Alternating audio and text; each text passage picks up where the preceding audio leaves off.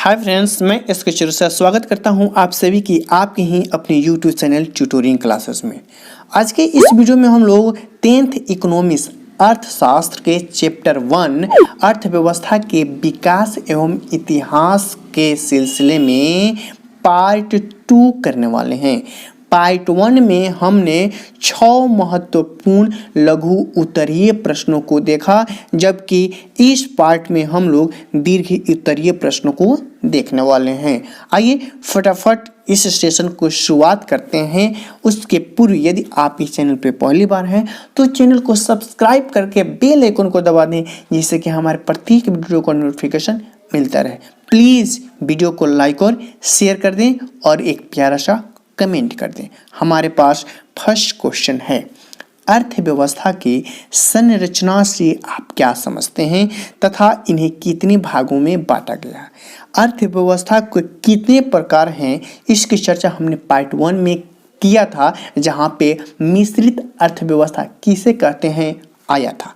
ए कितने प्रकार के हैं? 3 प्रकार के, पूंजीवादी अर्थव्यवस्था, समाजवादी अर्थव्यवस्था तथा मिश्रित अर्थव्यवस्था। यहाँ पे हम विस्तृत रूप में जानेंगे कि किसी भी अर्थव्यवस्था की संरचना से रोजगार के मौके का जन्म होता है और सेवाओं तथा वस्तुओं के उत्पादन होता है। इस बात को हमने वहाँ पे कहा था, आर्थिक क्रियाएं क्या है? जिनसे हमें आय प्राप्त होता है, और आर्थिक क्रियाएं से विभिन्न प्रकार की वस्तुओं तथा सेवाओं का संपादन भी होता है और लोगों को रोजगार के अवसर भी प्राप्त होते हैं।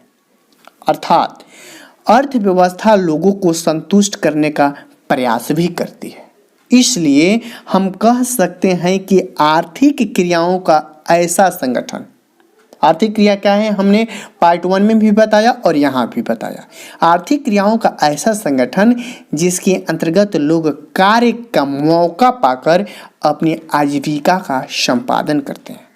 उत्पादन के साधनों पर नियंत्रण तथा स्वामित्व के आधार पर 3 प्रकार की अर्थव्यवस्था है जो विश्व में पाई जाती हैं। वे कौन कौन हैं?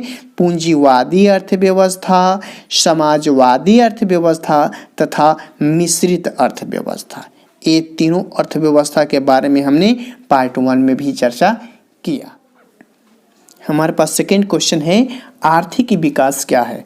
आर्थिक विकास तथा आर्थिक वृद्धि में अंतर बताना है। आर्थिक विकास का अर्थ होता है अर्थव्यवस्था के सभी क्षेत्रों में उत्पादकता का ऊंचा स्तर प्राप्त करना होता है। वैसे तो आर्थिक विकास तथा आर्थिक वृद्धि का अर्थ एक ही है, लेकिन कुछ अर्थशास्त्रियों ने इसमें भी अंतर बताए हैं। उन्हीं में से एक है श्रीमती उर्सुला हुक्स के अनुसार, वृद्धि शब्द का प्रयोग आर्थिक दृष्टि से विकसित देश के लिए किया जाता है, लेकिन विकास शब्द का प्रयोग आर्थिक दृष्टि से विकासशील देश के लिए किया जाता है। और वहीं दूसरे अर्थशास्त्री मेट्रिसन के द्वारा कहा है कि धनी देश में आय का बढ़ता हुआ स्तर आर्थिक वृद्धि कहलाता है तथा निर्धन देश में आय का बढ़ता स्तर आर्थिक विकास कहलाता है। उम्मीद करते हैं आर्थिक वृद्धि तथा आर्थिक विकास में आप अंतर समझ गए हैं। आइए थर्ड क्वेश्चन की ओर बढ़ते हैं। हमारे पास थर्ड क्वेश्चन है, आर्थिक विकास की माप कुछ सूचकांकों के द्वारा करें। तो आर्थिक विकास के माप के जब हम बात करेंगे और सूचकांकों का अध्ययन करते हैं तो हम क्या पाते हैं? हम पाते हैं कि आर्थिक विकास की माप निम्न सूचकांकों के द्वारा की जाती है। वे कौन कौन हैं? आर्थिक आय, प्रति व्यक्ति आय तथा मानव विकास रिपोर्ट। ये मानव विकास रिपोर्ट के बारे में हमने पार्ट 1 में भी चर्चा किया है बहुत अच्छे तरीके से। राष्ट्रीय आय एक आधार देती है आर्थिक विकास मापन का, अर्थात आर्थिक विकास मापने का आधार राष्ट्रीय आय ही है। आर्थिक विकास मापने के लिए प्रति व्यक्ति आय को सबसे बेहतर सूचकांक माना जाता है तथा मानव विकास रिपोर्ट के द्वारा आर्थिक विकास माप लोगों के स्वास्थ्य, शैक्षिक स्तर तथा आर्थिक व्यवस्था के आधार पर किया जाता है। आइए लास्ट क्वेश्चन वह देखते हैं। लास्ट क्वेश्चन है, बिहार के आर्थिक पिछड़े रूप का क्या कारण है? जबकि यहाँ पे संसाधन की अधिकता है। संसाधन की अधिकता होने के बावजूद बिहार के पिछड़ेपन का क्या कारण है तथा इसे दूर करने के लिए कौन से मुख्य उपाय बताए गए हैं?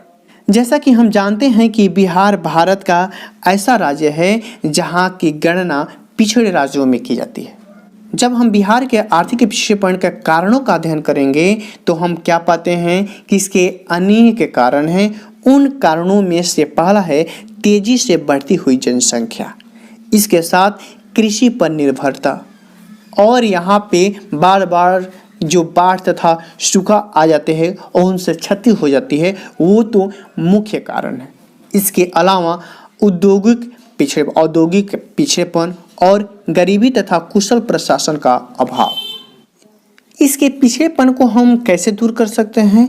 तो पहला तो ये जो ऊपर कमियां दिखाई गई हैं उनको दूर करके जनसंख्या पे हम नियंत्रण कर दें, कृषि का विकास स्तर तेजी से हो तथा बाढ़ पर नियंत्रण पालें, आधारित संरचना का विकास हो, उद्योगों का विकास हो और गरीबी दूर हो।